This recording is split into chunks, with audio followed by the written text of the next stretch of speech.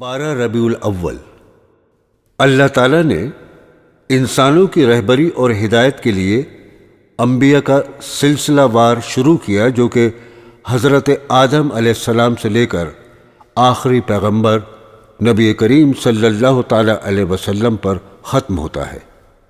اللہ تعالیٰ نے جناب محمد صلی اللہ تعالیٰ علیہ وسلم کو آخری پیغمبر بنا کر بھیجا۔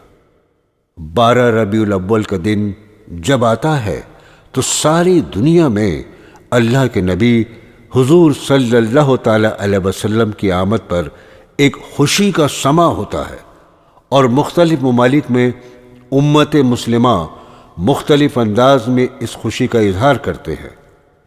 12 ربیع الاول کا دن نبی کریم حضرت محمد صلی اللہ تعالیٰ علیہ وسلم کی تشریف آوری کا دن ہے۔ ان کی آمد کے بارے میں اللہ تعالیٰ نے بہت سے نبیوں اور پیغمبروں کو پہلے ہی آگاہ کر دیا تھا۔ اللہ تعالیٰ نے داؤد علیہ السلام پر وحی اتاری۔ زبور میں فرمایا ہے کہ میں ایک نبی بھیج رہا ہوں کہ وہ کبھی بھی میری مرضی کے خلاف کوئی قدم نہیں اٹھائے گا، اور میں کبھی اس پر ناراض نہیں ہوں گا۔ اس کی زبان سے کبھی بھی سخت بول نہیں نکلیں گے، اس کے اخلاق کی بلندی میں کبھی کمی نہیں آئے گی۔ ان کی امت پر بھی میرا خاص رحم ہے، اور ان کی امت کے لیے وہ نوافل دیے ہیں جو نبیوں کو دیے ہیں، اور وہ فرائض دیے ہیں جو میں نے نبیوں پر فرض کیے ہیں۔ اللہ تعالیٰ نے حضرت شیش علیہ السلام پر وحی اتاری اور فرمایا، میں آپ کی زبان کے ذریعے اپنا پیغام لوگوں تک پہنچانا چاہتا ہوں۔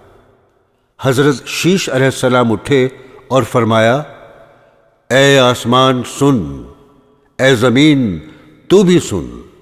اللہ تعالیٰ صحراؤں کو سرسبز کرنا چاہتا ہے، اور اونٹ چرانے والوں کو، بھیڑ بکریوں چرانے والوں کو اللہ تعالیٰ عزت بخشنا چاہتا ہے، اور ان میں اپنا ایک رسول بھیجنا چاہتا ہے جن کی بڑی اعلیٰ صفات ہوں گی۔ کبھی بھی وہ کسی کے لیے دکھ دینے والی بات نہیں بولیں گے، کبھی بھی وہ کسی کے لیے بے عزت کرنے والا بول نہیں بولیں گے، وہ کسی کے لیے دل آزاری والے بول نہیں بولیں گے۔ اللہ تعالیٰ آگے فرماتا ہے کہ تواضع ان کا لباس ہوگا، نیکی ان کی پہچان ہوگی، ان کی زبان پر حق کی بات ہوگی، عدل ان کی سیرت ہوگی، ہدایت کے وہ امام ہوں گے، معاف کرنا اور درگزر کرنا یہ اخلاق ہوگا، سچائی اور وفاداری آپ کا مزاج ہوگا۔ ان کے دین کا نام اسلام ہوگا، ان کا نام احمد ہوگا۔ ان کے طفیل میں گمراہوں کو ہدایت دوں گا، اور میں حقیر سمجھنے والے لوگوں کو بلندی پر پہنچاؤں گا۔ اپنے نبی کے طفیل میں فقیروں کو غنی کروں گا، اور ان کی برکت سے بے شمار انسانیت کو جہنم سے نکال کر جنت میں داخل کروں گا۔ اللہ تعالیٰ فرماتا ہے، اپنے نبی کی برکت سے میں ٹوٹے ہوئے دلوں کو جوڑوں گا، مختلف قبائل کو جوڑوں گا، اور مختلف مزاج کے لوگوں کو ایک امت کی شکل دوں گا۔ میں ان کی امت کو سب سے اعلیٰ امت بناؤں گا۔ وہ بھلائی کو پھیلائیں گے اور برائیوں سے روکیں گے، اور اللہ پر ایمان لائیں گے۔ حدیث ترمذی شریف میں آیا ہے، ایمان والے، توحید والے، اخلاص والے، تمام انبیاء کی تصدیق کرنے والے جو ان کے خلاف اٹھیں گے، میرا غیبی نظام ان کے ساتھ چلے گا، وہ میرے دوست ہوں گے، وہ میرے دین کے مددگار ہوں گے۔ وہ اپنی نماز میں اس طرح صفیں بنائیں گے جیسے ملائکہ عرش پر میرے ارد گرد صفیں بناتے ہیں۔ اللہ تعالیٰ قرآن پاک میں فرماتا ہے، میں نے ایمان والوں پر بہت بڑا احسان کیا کہ میں نے اپنے رسول صلی اللہ تعالیٰ علیہ وسلم کو بھیجا، جو میرا کلام سناتے ہیں، ان کی تربیت کرتے ہیں، میرا کلام سکھاتے ہیں، انہیں اخلاق سکھاتے ہیں۔ میری طرف سے تمہاری طرف ایک نور آیا ہے، اور میرا کلام آیا ہے، دل کے اندھیروں کو دور کرنے کے لیے اللہ کا نور ہے، نبی کا نور ہے اور قرآن کا نور ہے جو تمہیں جنت تک لے جائے گا۔ اللہ تعالیٰ نے اپنے محبوب حضرت محمد صلی اللہ تعالیٰ علیہ وسلم کے آنے کی بات پہلے ہی بتا دی تھی۔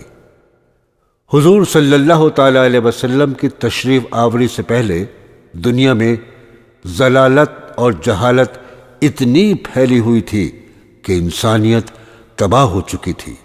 یقین اور ایمان کا نام و نشان مٹ چکا تھا، عمل نہ تھا، اخلاق نہ تھا، کردار نہ تھا، کوئی انسان جاننے والا نہ تھا۔ تمام کائنات خدا کو فراموش کر چکی تھی۔ اس قدر جہالت بڑھ چکی تھی کہ لوگ اپنی بچیوں کو زندہ زمین میں دفن کر دیا کرتے تھے۔ ایسے دور میں جب لوگوں کو پتہ چلا کہ ہمارے نبی آ رہے ہیں اور قبیلے قریش سے آ رہے ہیں، سب سے اعلیٰ خاندان ہاشم سے آ رہے ہیں، تو سب لوگ خوشیاں منانے لگے، اور آہستہ آہستہ وہ وقت بھی آ گیا جب حضرت آمنہ بی بی کے گھر سے ایسی خوشبو آنے لگی جس کو آج تک کسی نے نہ سونگھا تھا۔